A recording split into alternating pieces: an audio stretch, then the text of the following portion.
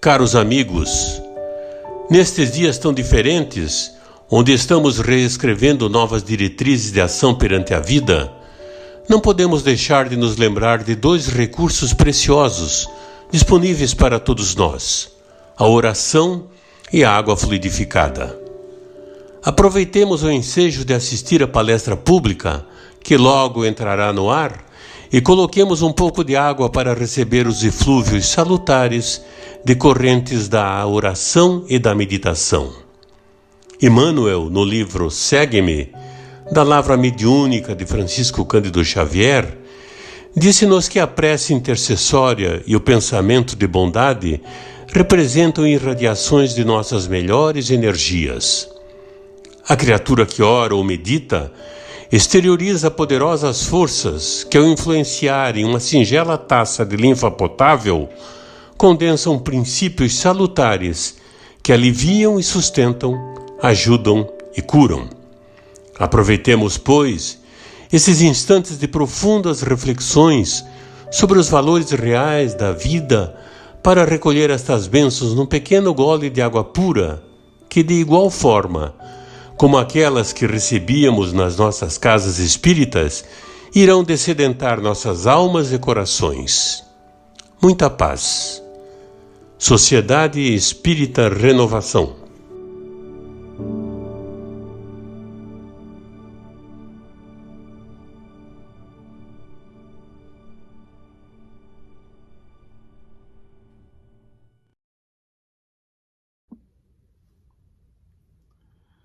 Olá, queridos amigos, amados da Ser. Contagem regressiva para o nosso reencontro de forma presencial. Enquanto isso não ocorre, vamos conversando por aqui, não é? E vamos conversar nessa noite, na noite dessa quarta, sobre os discípulos. Toda grande obra precisa, para que seja divulgada, espalhada, dos discípulos daquele que trouxe essa grande obra. Seja ela no aspecto filosófico, religioso ou mesmo científico, claro, os grandes mestres sabem da necessidade de terem os seus discípulos, os seus aprendizes, que mais tarde, depois de sua partida, ou mesmo ainda com a sua presença aqui no nosso planeta, irão espalhar essa obra, essa boa nova, no caso do maior de todos os mestres, no caso de Jesus. E claro, Jesus, como o maior de todos os mestres, sabia disso. E por isso também escolheu os seus discípulos. O que seria mesmo um discípulo? Nós muitas vezes temos dificuldades de nos encaixar. Onde nos encaixamos dentro do cristianismo, por exemplo? Muitos se dizem cristãos crentes, que creem em Cristo, que creem em Deus. Muitos se dizem espíritas, outros tantos se dizem apenas simpatizantes da doutrina espírita. Outros se dizem seguidores, mas não exatamente discípulos, não exatamente espíritas. Qual é a diferença? Onde é que nós nos encaixamos? Somos simpatizantes da doutrina espírita ou somos verdadeiramente espíritas? Somos cristãos ou discípulos? Jesus deu essa imensa e inenarrável alegria a 12 cristãos, quando ele escolheu um a um dos seus discípulos. Imaginem só a alegria daqueles que ouviram o chamado do próprio Cristo, de Jesus, com a sua voz doce, carregada de magnetismo indescritível, chamando o nome de cada um. Pedro, André, Filipe, João, Tiago maior, Levi, Tiago menor, Tadeu, Tomé, Bartolomeu, Simão o Zelote, Judas. quanta alegria! Quanta alegria para cada um deles ouvir o chamado do próprio Cristo para que fossem os seus discípulos. Nós hoje os conhecemos como apóstolos. São os 12 apóstolos, mas no início eles foram convidados pelo Cristo para que fossem os seus discípulos. Afinal, onde está essa diferença? Discípulo é o aluno, é o aprendiz dessa grande obra, seja ela de aspecto filosófico, religioso ou científico. O discípulo é o aprendiz, aquele que busca o conhecimento dessa grande obra. E assim, esses 12 foram inicialmente, antes de se tornarem apóstolos, discípulos, estudantes, para que pudessem conhecer a obra de Jesus, para que pudessem aprender sobre os seus ensinamentos, para que posteriormente eles fossem lançados no mundo, depois da partida do Mestre, como os seus apóstolos, que têm um significado diferente, mais profundo, onde exige um comprometimento muito maior, porque apóstolo significa o enviado. Apóstolo não é mais aquele que apenas estuda, aquele que apenas busca o conhecimento, que segue. Apóstolo já é aquele enviado pelo seu mestre para a divulgação ou cumprimento da sua doutrina. Por isso, os apóstolos, como os conhecemos hoje, quando foram selecionados, chamados por Jesus, eles eram discípulos. E ao contrário do que muitas vezes nós podemos imaginar, eles não eram seres absolutamente elevados, arcanjos, espíritos perfeitos, privilegiados da criação. Não. Eram pessoas simples, de modos muitas vezes rudimentares. Pescadores, comerciantes, claro, dentre eles, alguns com um maior grau de instrução, como Levi, Mateus, mas, na sua grande maioria, pessoas simples, muito ainda imperfeitos. Ao contrário do que muitas vezes nós imaginamos. Conversando um dia com um amigo, ele falava sobre Pedro. E ele dizia então que Pedro, um trabalhador da casa espírita, um dirigente, há alguns anos atrás, e ele me dizia então que ele admirava muito a grandiosidade desse espírito, Pedro. E ele dizia que, e eu, claro, concordando com ele, mas ele, depois de certo ponto da conversa, disse: de onde será que terá vindo Pedro? De um mundo ditoso, no mínimo, Júpiter, quem sabe Saturno, diante dessa grandiosidade com que Pedro se apresentava na Terra quando foi escolhido. Ele devia ser já um espírito elevadíssimo, já muito próximo da perfeição, para que uma obra dessa magnitude fosse entregue nas suas mãos. E os outros, continuava ele. Mas então eu parei, pensei sobre as passagens de Pedro na companhia do Mestre, a vida de Pedro. E então me fiz uma pergunta: afinal de contas, quem eram os apóstolos? Eles seriam esses seres mesmo privilegiados da criação, esses que vêm com prontos para essa missão especialmente que Jesus trouxe? Será que eles já vieram absolutamente prontos? Seriam esses arcanjos, seriam esses espíritos elevados, puros?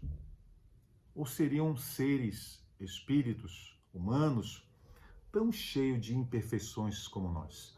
Mas como Deus colocaria na mão de pessoas tão imperfeitas uma missão tão grande? Então, se nós relembrarmos a vida dos apóstolos, de alguns dos apóstolos pelo menos, nós vamos perceber quem eram esses apóstolos. Pedro, por exemplo, quando viu em sua casa Maria de Magdala buscando a Jesus com todo o seu coração, cheia de humildade, encantada pelo magnetismo do nosso Salvador, quando na casa de Simão Pedro ela buscou pelo Mestre, sequiosa de conhecer aquele amor verdadeiro, elevado, sublime, que ela descobriu nos olhos de Jesus, Pedro a olhou com desdém, com desprezo, discriminando-a pela vida que ela levava. Sem o acolhimento, resultado do amor incondicional que o Mestre já os ensinara.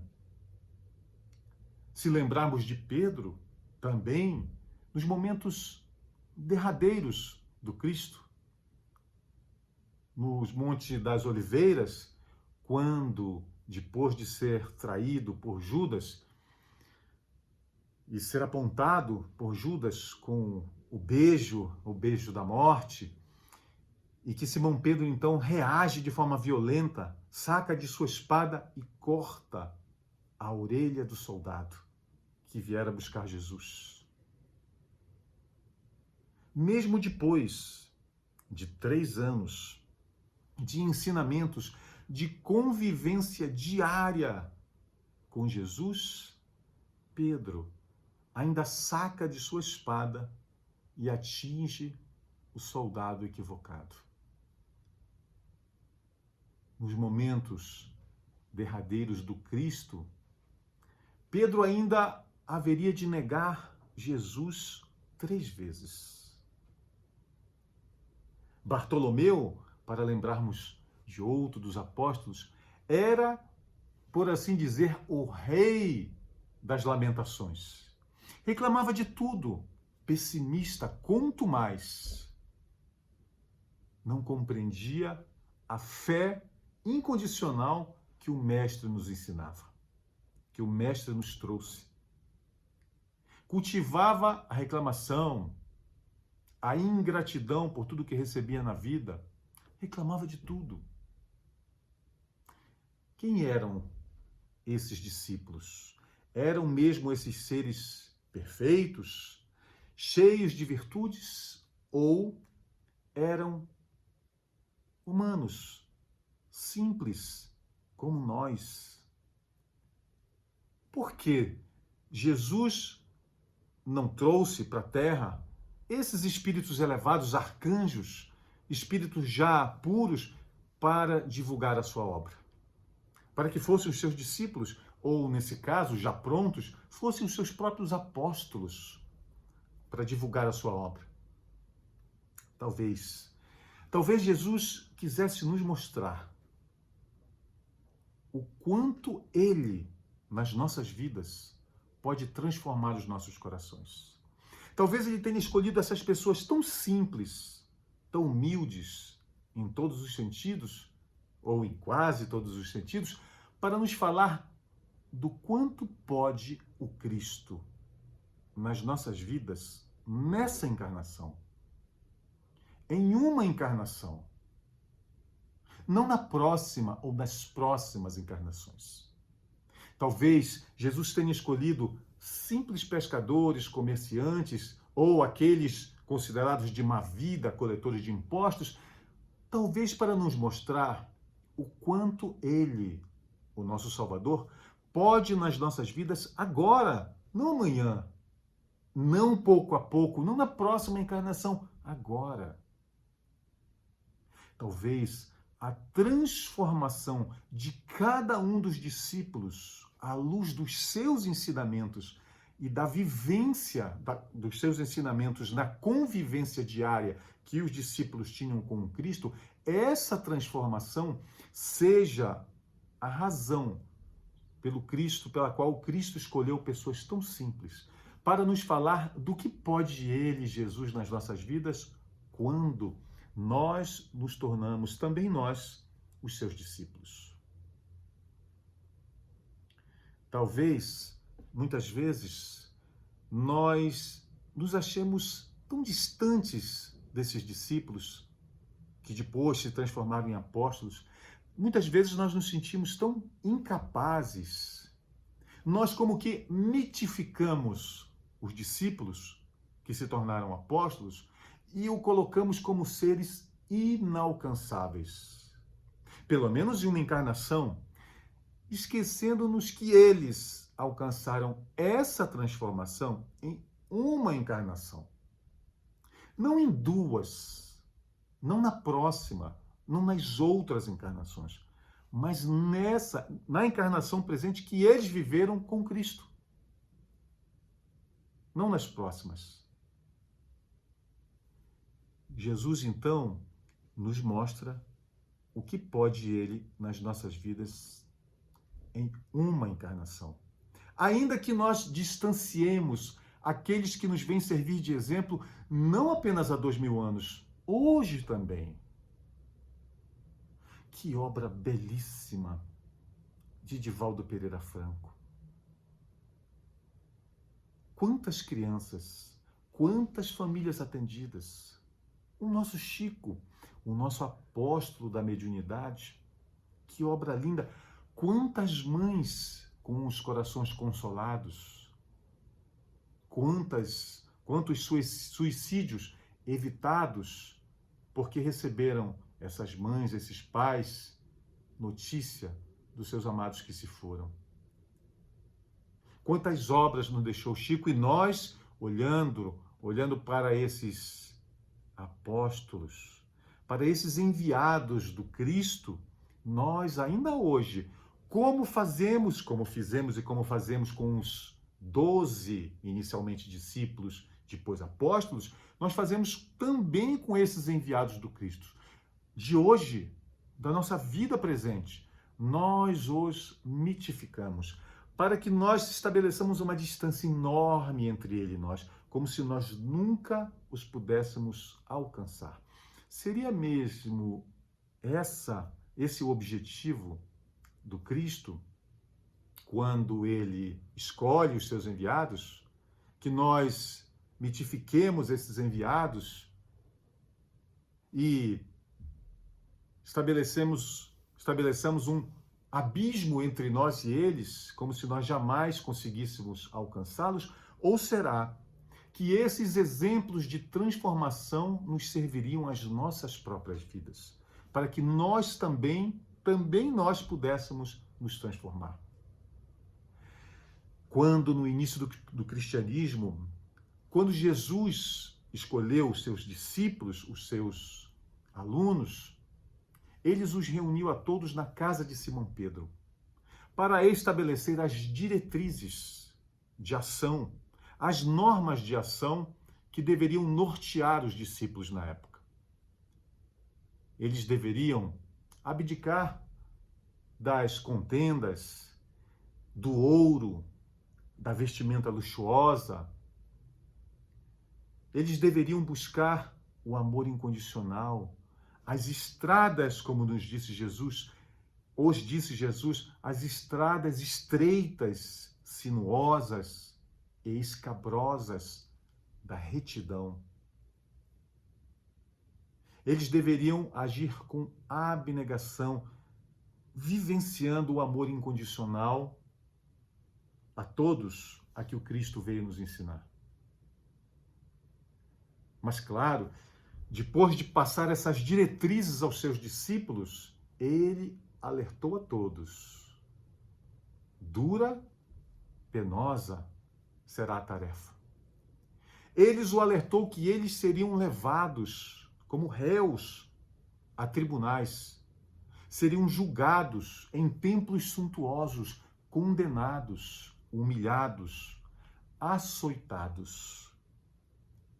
O que, claro, causou grande espanto entre os discípulos, assustados, entreolhando-se uns aos outros, para os outros. Mais tarde, depois da fala do mestre, eles conversavam, mas afinal de contas, isso não é a boa nova? Não é motivo de alegria a boa nova? Por que teríamos que pagar uma cota tão grande de sacrifício para servir, para prestar testemunho aos ensinamentos do Cristo? Se a notícia era boa, se a nova era boa, por que tanto sacrifício? E Jesus, então, notando, claro, o medo, a perplexidade dos discípulos, lhes disse: se tendes de sofrer, eu mesmo vim dar o testemunho. Não é o discípulo maior do que o mestre. E não é o servo maior do que o Senhor. E então, os discípulos, encorajados por Jesus, cientes de que ele mesmo dava o testemunho e daria o testemunho extremo, como o deu, como o fez, animados pelo exemplo do Cristo, eles então cumpriram com a missão que lhes foi confiada, cada um deles. Com abnegação, com renúncia das suas próprias vidas, buscando a transformação necessária nos seus corações, o conhecimento dos ensinamentos do Cristo, todas as condições que lhes permitiriam servir ao Cristo, todos eles buscaram em Jesus a motivação, a inspiração, os conhecimentos para que eles realizassem a obra que lhes foi destinada pelo Mestre. E claro, sabemos que quase todos eles serviram a Jesus até o momento da morte. Pedro, não aceitando ser crucificado como Jesus, pediu que a sua cruz fosse virada de cabeça para baixo, de ponta cabeça, porque ele não se julgava digno de morrer como morrera o seu mestre, o nosso mestre. André preferiu a cruz em X, quando lhe foi prolongado o momento da desencarnação, com mais sofrimento, porque também não se considerava digno de morrer como o seu mestre. Eles precisaram dar a vida para Jesus. Foram avisados pelo Cristo. Mas essa não foi a derradeira alegria dos discípulos, já então apóstolos. Porque morrer, perecer, dar a própria vida por Jesus é uma honra indescritível. Mas essa não foi a última da alegria dos apóstolos. Porque todos eles, no momento da desencarnação, foram acolhidos pelo próprio Cristo, por Jesus. Imagine a alegria e a aventura de, no momento da desencarnação, ser recebido pelo próprio Cristo, ser recebido por Jesus. Indescritível alegria. O céu prometido, a companhia do Cristo. Qual de nós não gostaria de ter essa alegria? Mas qual de nós se julga digno dessa alegria? Qual de nós acredita que seria possível nos tornarmos dignos dessa alegria? Um dia, conversando com um amigo em um centro espírita, há muitos anos atrás, e ele me dizia que era um grande fã do espírito André Luiz. Eu também, é claro, eu disse a ele, o próprio nome do meu amado filho é André Luiz em homenagem a esse espírito que eu admiro tanto. E ele disse assim, meu Deus, quantas encarnações nós demoraríamos para chegar nesse nível? Quanto tempo nós levaríamos para chegar nesse nível? Quantas encarnações? E eu novamente refleti sobre quem eram esses discípulos, esses enviados do Cristo que se transformaram em apóstolo, e esses que hoje nos trazem notícia do plano espiritual, André Luiz, Emmanuel. E eu disse a ele, eu fiz uma pergunta a ele, ou algumas, né? Você bebe? Faz uso de bebida alcoólica? Ele disse, não. Eu disse, você é tabagista? Você faz uso do cigarro, algo parecido? Ele disse, não, não. Eu perguntei, você é adúltero? E ele disse, claro que não. Eu sou um trabalhador do Cristo. Eu disse, ah, sim. Mas você busca fazer o bem? E ele disse, olha, aqui nós temos na casa muitas obras. Eu busco estar presente em todas elas, seja na divulgação da doutrina espírita, diariamente, seja no amparo aos nossos irmãos necessitados do pão, do corpo, da vestimenta. Eu estou praticamente todos os dias na casa espírita. Eu busco me transformar à luz da doutrina do Cristo. Eu disse a ele, me diga, por última pergunta, onde é que nós evoluímos? E ele parou, pensou diante da profundidade e disse, na Terra, nós evoluímos aqui. No plano espiritual, nós podemos tomar boas resoluções. Mas é aqui na Terra que nós provamos de nossa evolução, que nós exercitamos os ensinamentos do Cristo. E eu disse a ele, então, pense, hoje, com tudo que você tem nas mãos, você está em um estágio muito mais adiantado do que esteve André Luiz quando viveu encarnado na Terra. E ele me olhou assustado, como se eu cometesse um grande pecado, sem conseguir refletir de pronto naquelas palavras, e silenciou. Nós pensamos então, mas nós não fomos os chamados, nós não fomos os escolhidos, os 12 o foram. É isso que Kardec nos diz? Ou Kardec diz que nós, especialmente nós, não apenas cristãos, espíritas, nós somos os escolhidos. Não é isso que nos traz a doutrina espírita? Nós, que recebemos a terceira revelação, somos hoje os escolhidos do Cristo. Todos nós. E assim como os 12 discípulos, alunos, receberam nas casas de Simão Pedro as diretrizes, também nós recebemos essas diretrizes diretamente do Cristo. Na codificação por Allan Kardec, as instruções na casa espírita, onde cada uma pode se transformar na casa de Simão Pedro, onde todos nós, com os nossos corações, podemos buscar os ensinamentos do Cristo, minuciosamente explicados pela nossa veneranda doutrina espírita. Nós somos os chamados do Cristo. E para isso, nós recebemos um verdadeiro arsenal de possibilidades. O Pentateuco, que nos trouxe Kardec, os Espíritos, as obras maravilhosas subsidiárias, o conhecimento da pré-existência, da resistência da alma, a pluralidade das existências, a comunicabilidade com os Espíritos, a pluralidade dos mundos habitados. Quantas ferramentas, quanto conhecimento nós temos nas nossas mãos. E qual é o alerta que nós recebemos?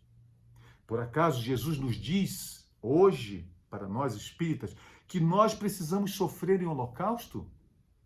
Que nós, por divulgarmos a doutrina espírita, o cristianismo, nós seremos levados aos tribunais?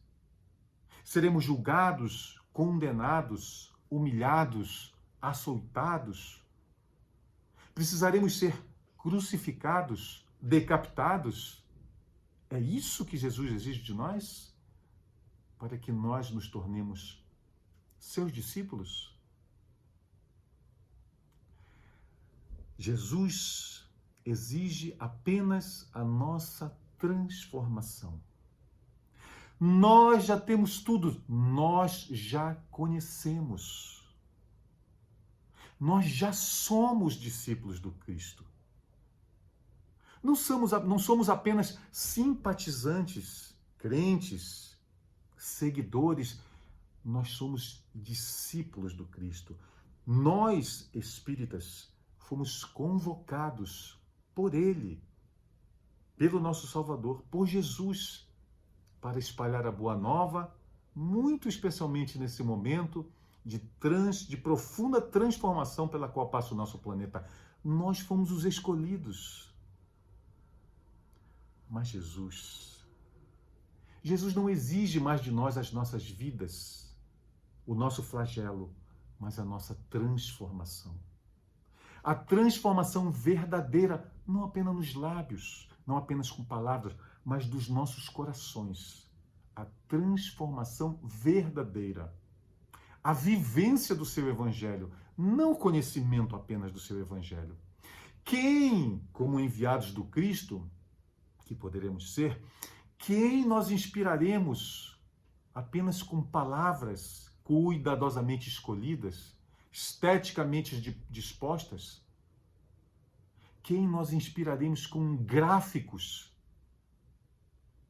Quem nós inspiraremos com a mansidão na voz e o fel no coração, fazendo o bem na casa espírita e na rua, e agindo como tiranos dentro dos nossos lares? Quem nós inspiraremos? Tudo que o Cristo quer de nós é a nossa verdadeira transformação, não aparente transformação. Nós, espíritas, não temos o direito de conhecer tanto quanto nós conhecemos e nos permitirmos nos declarar a nós mesmos como grandes pecadores, não seguidores do Cristo.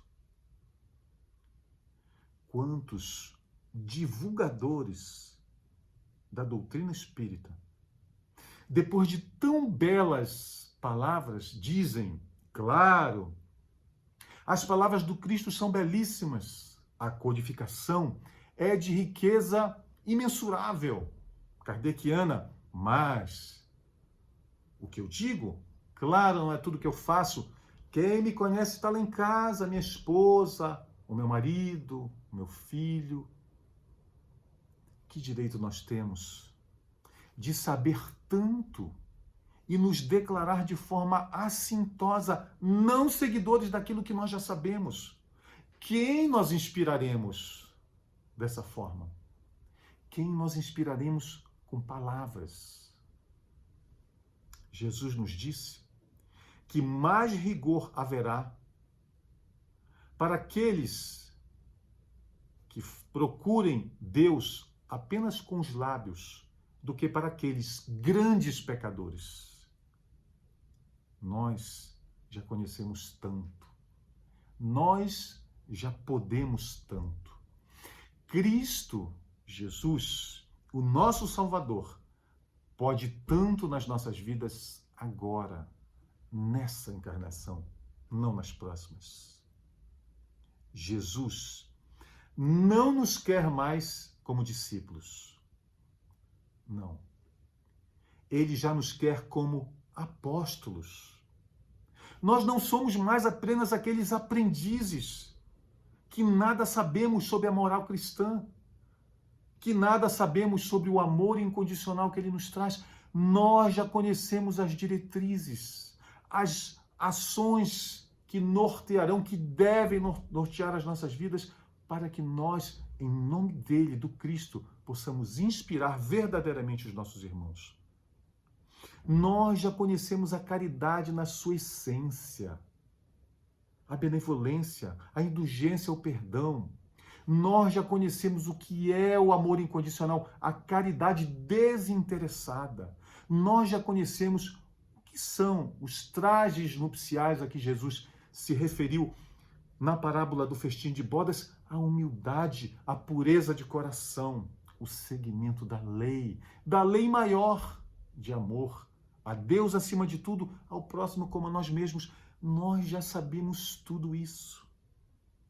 E todo esse conhecimento pode nos transformar não nas próximas encarnações, agora, não apenas em discípulos, mas em apóstolos, enviados de Deus, onde quer que nós estejamos. Se nossa missão como apóstolos não seria tão grande, claro, não será como a de Pedro, de Bartolomeu, de Tomé, de André, de João, de Mateus, de Levi, nós podemos agir como enviados de Deus nas nossas vidas, no nosso cotidiano, dentro dos nossos lares, a começar por lá, a começar por aqui, no nosso trabalho, na nossa casa espírita, com os nossos vizinhos, na nossa rua, onde quer que nós estejamos, Deus, Jesus, não nos quer mais como discípulos, como estudantes, aprendizes apenas. Ele nos quer, a nós, espíritas, como seus apóstolos, como seus enviados. Sim, também nós estamos tendo nessa encarnação a alegria inenarrável que teve Pedro, André, Felipe, João, Tiago, Levi. Também nós estamos tendo a imensa alegria de ouvir os nossos nomes. Joana, Estela, Péricles, Rosana, Júlio. Quantos de nós? Rose, Bia, Cidinha, Léo, Ana. Quantos de nós estamos sendo chamados nesse momento?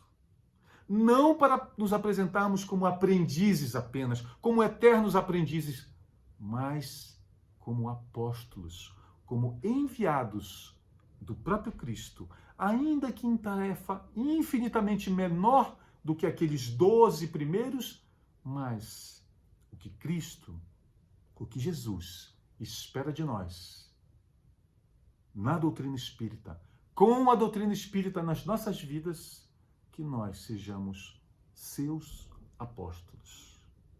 Quem aceitará o convite?